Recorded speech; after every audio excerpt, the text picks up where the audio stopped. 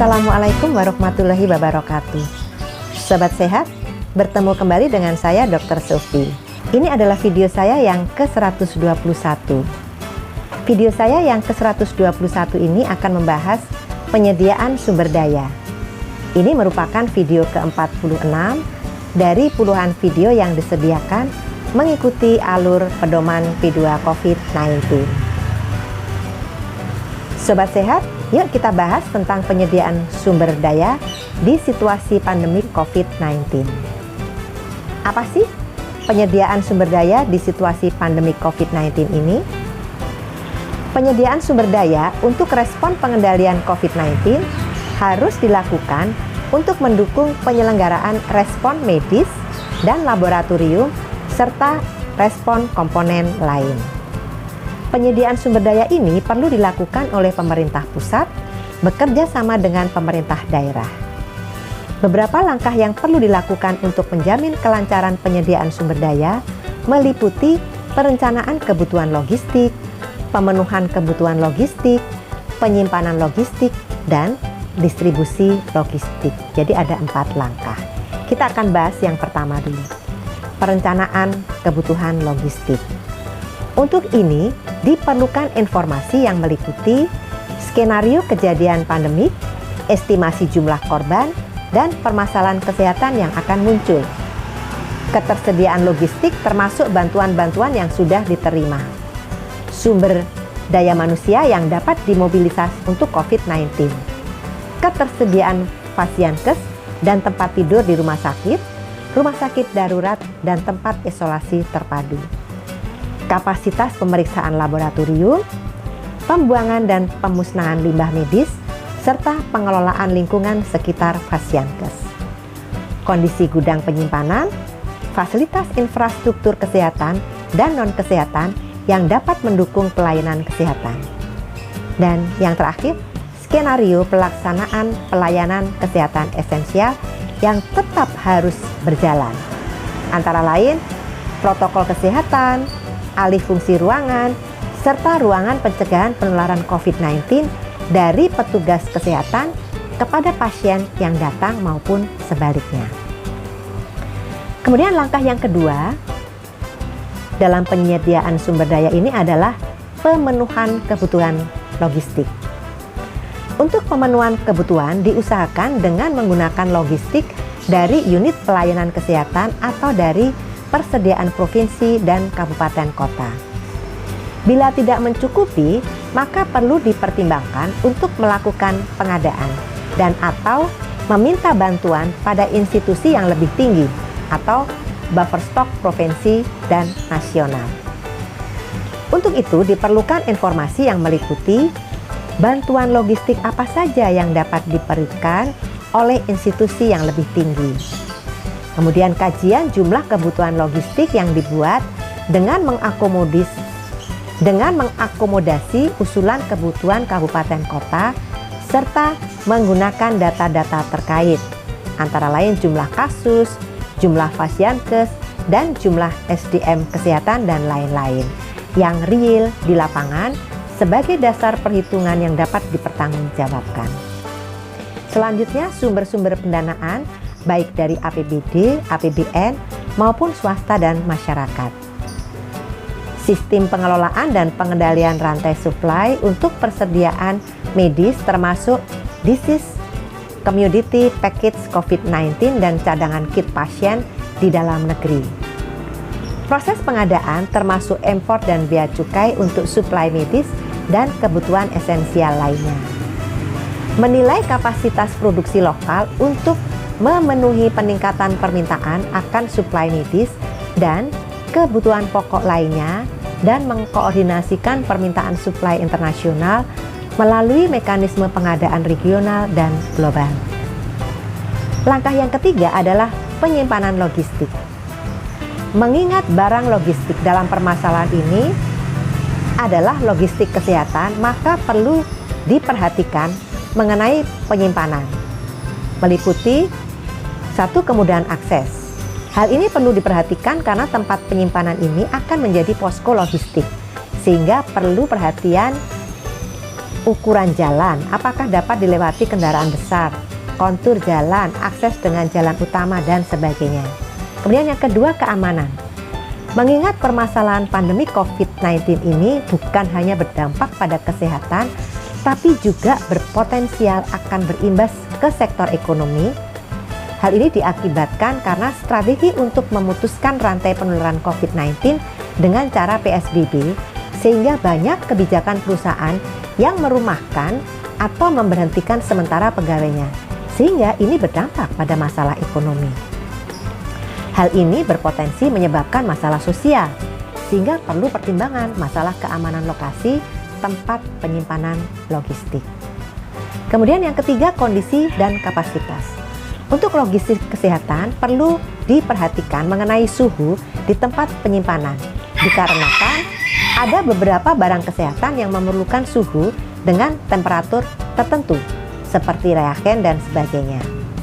Keempat, pencatatan, administrasi, dan dokumentasi. Dalam manajemen logistik, prinsip first in first out atau FIFO harus tetap menjadi landasan, sehingga untuk barang yang mempunyai kedaluarsa bisa termanfaatkan lebih dahulu dan pastikan semua tercatat, terdokumentasi, baik barang yang masuk maupun keluar dalam rangka monitoring ketersediaan logistik. Diperlukan pencatatan jumlah ketersediaan dan kebutuhan secara berkala oleh instansi menggunakan formulir sebagaimana terlampir pada Keputusan Menteri Kesehatan 413 tahun 2020 ini. Sekarang langkah yang keempat yaitu distribusi logistik. Setelah melakukan perencanaan untuk perhitungan distribusi yang sudah dibahas di bab sebelumnya, maka poin ini akan membahas mengenai distribusi. Pada prinsipnya, distribusi adalah mencari skema yang paling cepat, efektif, dan efisien. Ada beberapa skema distribusi yang bisa digunakan, antara lain 1, pizza delivery. Dalam skema ini, logistik langsung diantar ke objek yang akan didistribusi. Kendalanya adalah dalam kondisi darurat, SDM maupun fasilitas kendaraan angkut akan sangat terbatas. Skema ini efektif jika lokasi dekat dengan posko logistik. Kemudian yang kedua, drive-thru. Dalam skema ini, objek yang akan didistribusikan diinformasikan untuk dapat mengambil logistik sendiri di posko. Skema ini relatif efisien, cepat, dan efektif.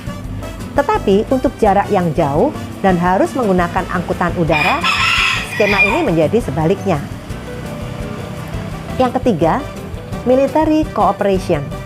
Dalam skema ini, berkoordinasi dengan pihak militer untuk dapat mengerahkan alat utama sistem pertahanan atau alutsista. Dalam hal ini, alat angkut untuk dapat membantu dalam mendistribusikan logistik. Permasalahan yang perlu diperhatikan adalah koordinasi mengenai administrasi dan dokumentasi dalam pengiriman. Keempat, private expedition. Dalam skema ini, pengiriman logistik akan dilaksanakan menggunakan pihak swasta, sehingga dalam skema ini perlu diperhatikan anggaran untuk pengirimannya, dan juga tidak lupa koordinasi mengenai administrasi dan dokumentasi dalam pengiriman. Untuk membantu perhitungan sumber daya yang digunakan dalam penanganan pasien dalam manajemen penyakit dalam respon COVID-19, WHO mengembangkan alat bantu atau tool, yaitu WHO COVID-19 Essential Supplies Forecasting Tool atau COVID ESFT. Tool ini mengakomodir perhitungan kebutuhan logistik dan kebutuhan tenaga kesehatan untuk penanganan pandemi COVID-19. Tool ini mencakup beberapa kategori komoditas esensial, yaitu hygiene kit, klorin, alkohol, sabun, biohazardous bag, APD, yaitu gaun, masker, dan lain-lain, alat diagnostik dan manajemen kasus, termasuk obat-obatan dan alat kesehatan.